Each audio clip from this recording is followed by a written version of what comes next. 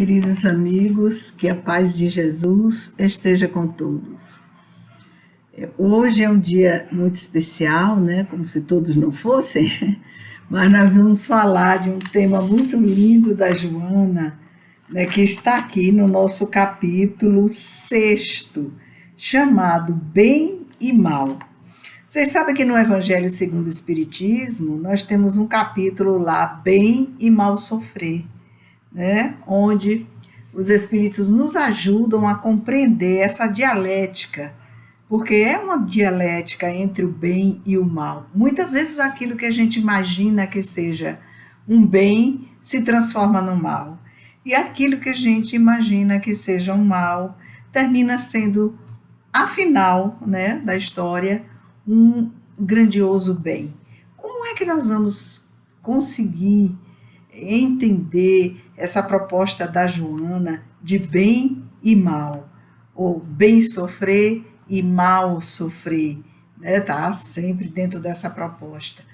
Então, meus amigos, nós estamos muito felizes de estarmos aqui juntos nessa quinta-feira à noite, aqui no Grupo Espírita Casa de Guará. Nós damos as boas-vindas para todos vocês que tiram uns minutinhos de seu tempo para podermos juntos meditarmos a respeito, né, dos conselhos, do alcance, do entendimento da nossa irmã Joana de Ângeles, esse espírito magnífico que reencarnou aqui na Bahia, né, na sua última existência, e através do irmão Divaldo Pereira Franco, ela vem trazer um manancial de conhecimento, de modo que a gente possa tornar a nossa vida bem mais leve. Então vamos fazer a nossa oração de praxe, pedindo que os espíritos amigos, que Deus nosso Pai, que Jesus nosso Mestre, né, nos fortaleça, nos dê saúde moral, né, e compreensão também para todos os momentos difíceis que nós passarmos, também para aqueles que nós já passamos e superamos, cada um superando de um modo, porque cada um de nós vive em suas circunstâncias. Então vamos elevar o nosso pensamento a Deus e fazer a oração que Jesus nos ensinou. Pai nosso que estás nos céus, santificado seja o vosso nome. Venha a nós, Senhor, o vosso reino. Seja feita a vossa vontade, assim na terra como no céu. O pão nosso de cada dia dai-nos hoje, Senhor. Perdoai as nossas ofensas, assim como nós perdoamos a quem nos tem ofendido. Não nos deixeis cair em tentação, mas livrai-nos, Pai, de todo o mal. Que assim seja.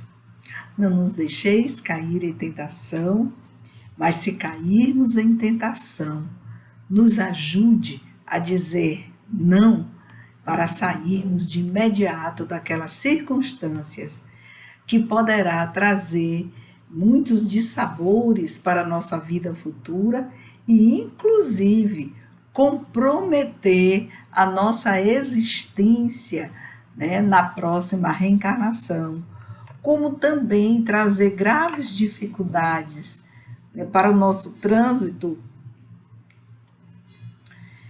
entre o túmulo e o próximo berço. Então, nós devemos estar atentos para essas questões das nossas circunstâncias. Quando a nossa irmã Joana de Ângeles trabalhou o tema bem e mal, ela no final desse texto contou uma historinha, que eu vou contar um pedaço, a primeira parte para vocês, né?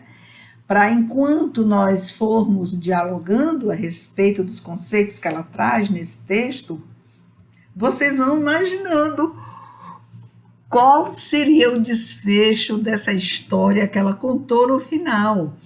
Então, era uma vez, diz Joana de Ângeles, um pai zeloso que tinha 2 filhos homens. Ele passou sua existência inteira trabalhando e acumulando muita riqueza.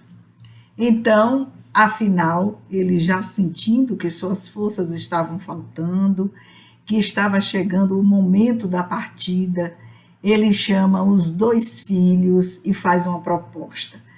disse assim: como administrador dos meus bens, eu vou deixar um enigma para vocês resolverem, que eu ainda tenho um pouco de tempo. Então eu separei 2 cômodos iguais, do mesmo tamanho aqui da nossa residência, e vou destinar cada um deles para vocês. Vocês deverão encher esses cômodos no menor tempo possível, com o menor dispêndio possível. Então, tinha que ser rápido e gastar pouco. Essa foi a proposta do pai.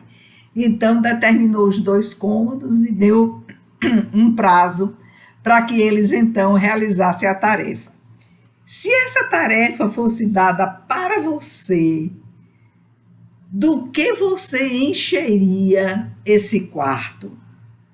Porque aquele que enchesse iria administrar aquela imensa fortuna, não é? Ia encher o cômodo num tempo menor possível e com o menor gasto de dinheiro, né, possível.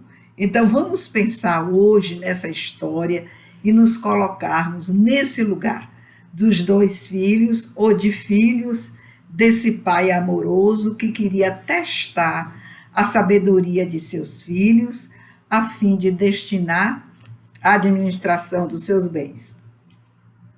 Então, vamos ver aqui como é que a nossa irmã Joana de Ângeles, ela vai trabalhando os 2 grandes conceitos que ela traz no texto, que é bem e mal, né? Então, o nosso julgamento a respeito de bem e mal, ele sofre muitas alterações e controvérsias, né? Eu vou também começar hoje, agora, já abrindo os olhos de todos nós, para que a gente aprenda algo importante que a Joana ensinou aqui nesse texto. Ela diz o seguinte, é um conselho, você sabe que a Joana ama esses conselhinhos que são extraordinários para a nossa vida. Ela diz o seguinte: não te detenhas no mal. Todo mal que acontecer na sua vida é um teste. Vamos olhar para trás da nossa existência para observarmos em quantos testes nós já nos vimos, né, enfrentando esses testes. Quantos deles a gente passou, foi reprovado, passou mal, rastejando, né? Ou passou muito bem? Porque a Joana diz que tem uma fórmula para a gente enfrentar o mal em nossa existência. Tem uma fórmula. Ela vai nos ensinar essa fórmula. E ela nos ensina na abertura do texto, né? Eu já ensinei a vocês que as páginas azul esverdeada desse livro que nós estamos estudando, que é o livro Vida Plena, da nossa irmã Joana de Ângeles, né? Psicografia do nosso irmão Divaldo Franco. Nesse livro Vida Plena, no capítulo 5º, que é o que nós estudamos hoje, ela vai dizer o seguinte: sejam quais forem as tuas circunstâncias. Isso é muito importante, inclusive para o nosso julgamento, porque a gente julga os outros a partir das minhas circunstâncias. As minhas circunstâncias não são iguais à sua. Cada um de nós que aqui estamos vivemos circunstâncias diferentes, não é? Nós temos uma família que não é igual à outra, não existem 2 famílias iguais. As circunstâncias são as circunstâncias da maturidade dos espíritos que se agregaram naquela família para a construção do lar. Vocês já aprenderam que lar não é casa, né? Lar é construção de afeto, de respeito, de responsabilidade, de alegria de viver, de bem compreender, de solidariedade, de fraternidade. Isso é a construção de um lar. E é nesse empenho que nós todos deveremos estar imbuídos para que quando ocorra o nosso retorno para o mundo espiritual, nós possamos ter oportunidade de um trabalho no mundo espiritual, de podermos ajudar os que ficaram encarnados aqui na Terra e de podermos também trabalhar para a nossa próxima experiência reencarnatória. Então, sejam quais forem as tuas circunstâncias, as minhas circunstâncias, a Joana diz que a gente tem que acender a luz da esperança, sempre na mente. Tá difícil? Tá. Tá complicado? Sim. Parece que não tem saída, mas tem. Então ela diz o seguinte: acende a luz da esperança. Nós temos esperança que essa pandemia ela vai passar, porque todas as demais que nós vivemos no passado também passaram. Porém, aqueles que ficaram encarnados, né, durante essas pandemias que na história da humanidade já ocorreram, se eles viveram o bem sofrer ou o mal sofrer, que representa as circunstâncias reais das suas próprias existências, eles então colheram os louros disso aí. Para Joana, esse bem sofrer ou esse mal sofrer, e aí seria o bem real e o mal real. A gente precisa entender no mal real, como ela explica, que o mal real é aquele que a gente prejudica o próximo, comprometendo o nosso futuro. Existe um mal real. E o bem real é aquele bem que a gente faz para o próximo e comprometendo o nosso futuro, porque nós o enchemos de amor, de esperança, de paz. Então ela diz o seguinte: para a construção do bem real, nós precisamos crescer moralmente em silêncio. Eu achei isso fantástico, porque nós temos um malveso de sair por aí falando de nós, né, do que fizemos, deixamos de fazer, do que estamos fazendo, mas ela diz que é preciso a gente ter cuidado, porque essa luz da esperança, né, que a gente vai acender em nossa mente, ela deve estar junto com um outro pensamento, que é a alegria do amor de Deus no coração. A luz da esperança na mente e a alegria do amor de Deus em nosso coração. E diz o seguinte: não se aveste, aguarde. Aguarde, porque o desfecho poderá ser muito melhor do que você jamais imaginou. Em termos de crescimento moral, em termos de conquista de paz e serenidade. Ela nos ensina que a luz do conhecimento moral é uma conquista que nós devemos perseguir, né? Não é no sentido de perseguir, mas no sentido positivo, né? De estarmos sempre atentos para a aquisição dessa luz do conhecimento moral. Onde nós vamos buscar essa luz? Tem que estar em algum lugar. Então, a primeira luz está na fonte do amor, né? Para o nosso caso, o Mestre Jesus, aqui na Terra, né? No planeta Terra. Então, a gente precisa buscar em Jesus essa luz do conhecimento moral, porque foi ele que, em tão pouco tempo, nos ajudou bastante a encontrarmos esta luz e deixou para os últimos momentos da sua existência um tema complexo, mas que representa a solução das nossas vidas aqui na Terra, que é a questão do perdão. Então, Jesus deixou o perdão para o último momento, foi o último ensinamento dele aqui na terra. Senhor, perdoai-os, porque eles não sabem o que fazem. Vocês entendem a profundidade dessa fala de Jesus? Onde ele queria nos levar, não é? Então, a Joana dá aquele conselhinho lá, que já a gente está lembrando de novo, né? Que a gente não se detenha no mal, porque todo mal é um teste. Então, vamos ver lá mais o que é que a Joana nos ensina. Ela diz o seguinte, que a felicidade é de difícil aquisição. A felicidade real e de difícil manejo, é um manejo complexo a felicidade. Porque todas as vezes que nós colocamos a satisfação, né, que você se encontra num momento de relaxamento, você vai numa praia, você vai numa fazenda, para a gente aqui roça, né?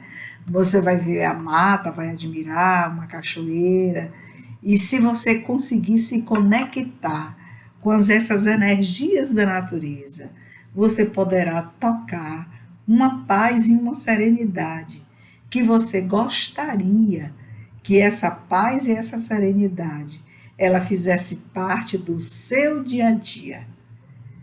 Mas a nossa irmã Joana diz que a gente pode viver essa experiência fazendo aquele trabalho, né, para a conquista do conhecimento moral, e aí é com o Evangelho de Jesus, e aprendendo a aguardar nas nossas circunstâncias o desenrolar dos fatos, sem que a gente seja o agente da piora da nossa própria circunstância ou de criar uma complexidade para as circunstâncias de outros.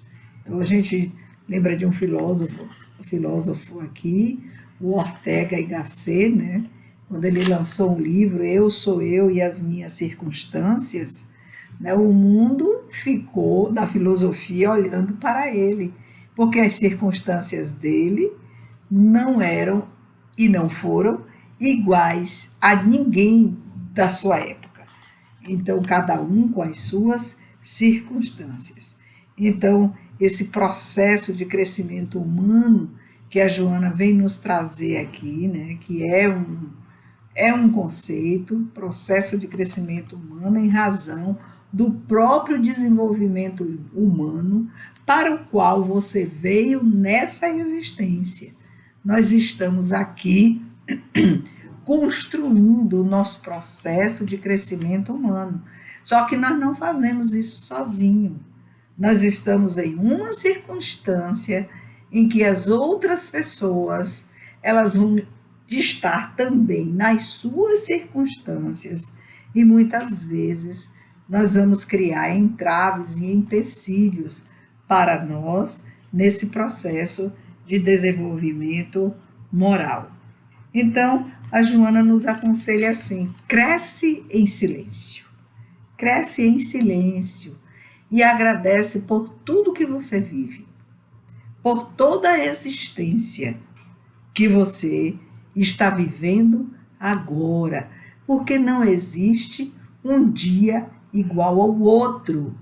Na existência de vocês, existe um dia igual ao outro? Na minha não existe. Eu planejo o amanhã. E aí eu vou, durante o meu planejamento, porque eu preciso dar conta daquelas tarefas, eu ainda lido com uma coisa importante chamada intercorrência, né, que são os fatos das circunstâncias que não ocorrem. Por exemplo, você estava planejando terminar de ler um livro, você estava planejando fazer uma faxina na casa, um trabalho de reforma, qualquer trabalho dentro da sua residência, né, do seu lar, que saia do cotidiano, Então, o cotidiano: levantou, café da manhã, trabalho, volta para casa, almoço, né? Volta de novo para o trabalho, retorna, e aí tem as crianças ou não, tem a casa ou não, tem o apartamento ou não, cada um morando em seu local, dentro das suas circunstâncias, então tem um planejamento mínimo. Mas quando você levanta, você já encontra intercorrências, né? Então, várias intercorrências elas vão ocorrendo. Que intercorrências são fatos, né, que chegam para nós que não estavam no planejamento. E aí, como esses fatos não estavam no planejamento, eu vou ter que realizar, porque eles são importantes, e eu preciso realizar, porque é uma intercorrência, e eu vou ter que usar o meu tempo daquelas horas. Eu só tinha 4 horas para o meu planejamento. Por exemplo, surgiram 2 intercorrências, mas eu vou ter que realizar todo o meu planejamento. Eu vou colocar mais essas 2 intercorrências. O que ocorre conosco? Então a Joana diz: presta atenção em você. Você diz, quando a intercorrência aparece, você: não vou conseguir realizar isso. Eu não vou fazer. Tem gente, bastante pessoas, que não conseguem, no mesmo espaço de tempo, colocar mais atividades. Mas se a gente for pensar bem, a gente consegue, né, resolver também as intercorrências. A questão não é essa. A Joana diz: como, nas suas circunstâncias, você resolve suas intercorrências. A notícia de uma doença que você não esperava, foi o resultado de um exame que você fez, né?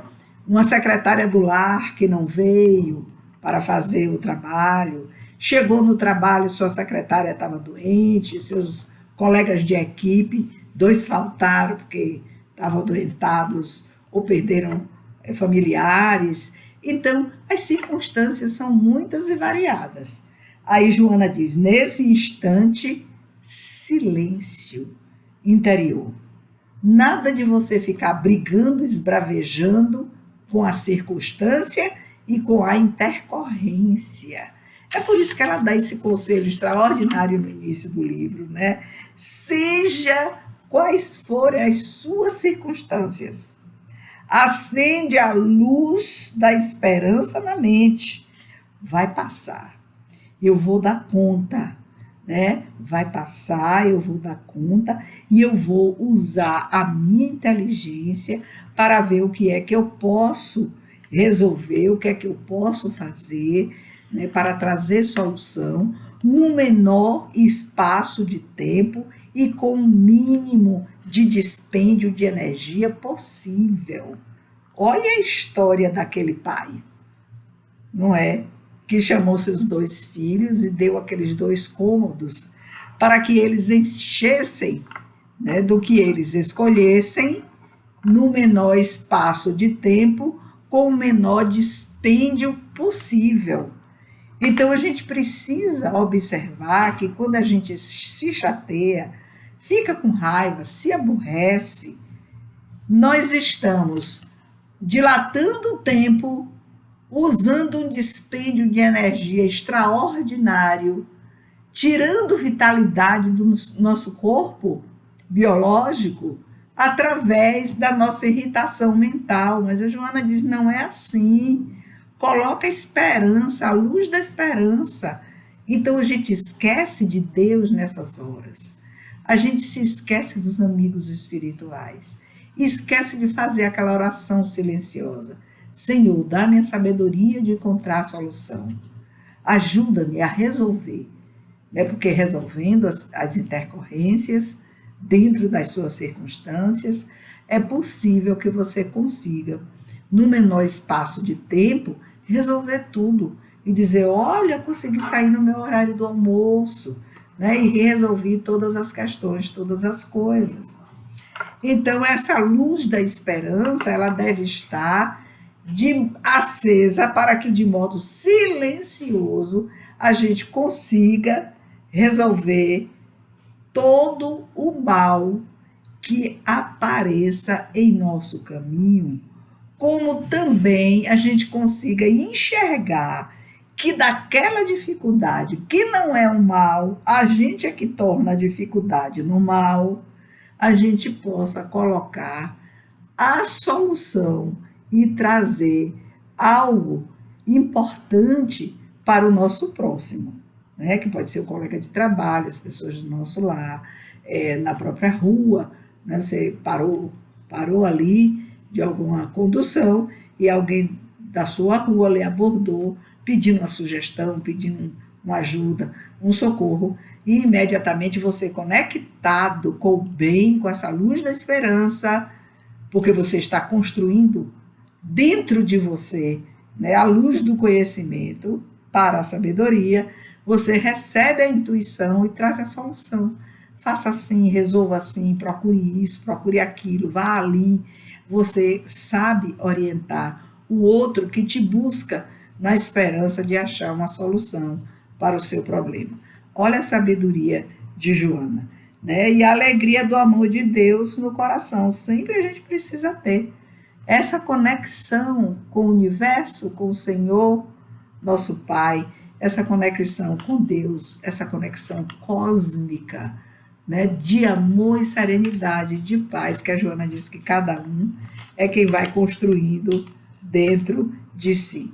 Então, nós precisamos, como diz ela, crescer em silêncio e ter em nosso coração a gratidão. Agradecer sempre por tudo. De manhã, agradece pela noite quando acorda. Meio-dia, obrigado, Senhor, que amanhã passou e tudo deu certo. De noite, a mesma coisa. E ao deitar, pedir para ir ao mundo espiritual, às esferas, né, mais iluminadas, que os anjos guardiães nos levem para que a gente aprenda novas lições, melhore as que a gente já aprendeu, para que no outro dia essa luz da sabedoria esteja sempre conosco. Mas vamos ao final da nossa história. E aí, o que é que vocês acham que aconteceu? O que será que aconteceu? Como vocês acham? Como é que esses dois filhos encheram esses cômodos de quê? O filho mais novo, quando o pai chamou, ele encheu todo o espaço com feno, né, que é o alimento dos animais. Provavelmente, a Joana não diz isso não, né? Eu fiquei pensando quando eu li, eu digo, provavelmente ele pensou, feno é comida, né, para os animais. Se já temos tantos, então vamos colocar a comida dos animais para que eles fiquem fortes, saudáveis e se multipliquem. E o outro, quando o pai abriu a outra porta, vocês imaginam o que é que o filho mais velho colocou dentro do quarto? Imagine o que ele fez.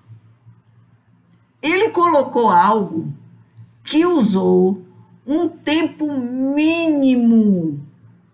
Ele economizou tudo o que ele pôde. E quando o pai procurou pelas coisas que ele colocou dentro daquele quarto, só tinha no teto uma luz. Ele colocou naquele quarto sombrio, porque eram 2 quartos sombrios e não tinha nenhuma energia de qualquer fonte, né, nenhuma vela. Ele colocou uma luz no meio do quarto. O pai parou, olhou e disse o seguinte: meu filho, você transformou as sombras em luz. E virou para o mais novo e falou: seu quarto continua em sombras, porque estava cheio de feno e ninguém enxergava nada. Vocês viram a diferença? Vocês observaram a sabedoria da lição? Com esta história, a nossa irmã Joana de Ângeles, ela encerra esse capítulo dizendo o seguinte, que a administração que o pai deixou para o filho mais velho foi por ter reconhecido que a luz, nas circunstâncias de cada um, ela se multiplica para ajudar o próximo. E ela termina dizendo assim: não se esqueçam, Jesus é a luz do mundo. Coisa linda, né? A luz do mundo. É um livro da nossa querida irmã Amélia Rodrigues, Luz do Mundo. Todo mal que te chegue, ela diz, transfere em bem, e todo bem que te alcances, envolve-o em luz, para que essa luz se espalhe para o próximo que estiver por ali. Então, assim, meus queridos, a gente termina a nossa lição de hoje, nessa construção de pensamento tão lindo da nossa Joana. O que a gente tem que tirar de suprassumo para a nossa vida prática? Todo mal é um teste. Será que eu vou conseguir ser aprovada? E se eu for aprovada, eu não quero me contentar com a nota 5. Eu quero tirar um 8, um 9, um 10 naquele mal que agora está ali frequentando o meu lar, me incomodando. E vou transformá-lo em luz, para que ele me ilumine e ilumine todos aqueles que, dentro das nossas circunstâncias, convivem conosco. Que a paz do Mestre esteja com todos, que o final de semana seja um final de alegria. Se vocês tiverem um livro, retornem, né, para estudar ou reler esse capítulo. Não se esquecer da história daquele pai zeloso, nem esquecer do conselho de Joana. Então, vamos colocar em prática nessa semana que está por aí a questão das minhas circunstâncias e da luz que eu quero acender todas as vezes que eu estou em teste, porque a existência é um teste diário. Que a paz do Mestre nos envolva hoje e sempre.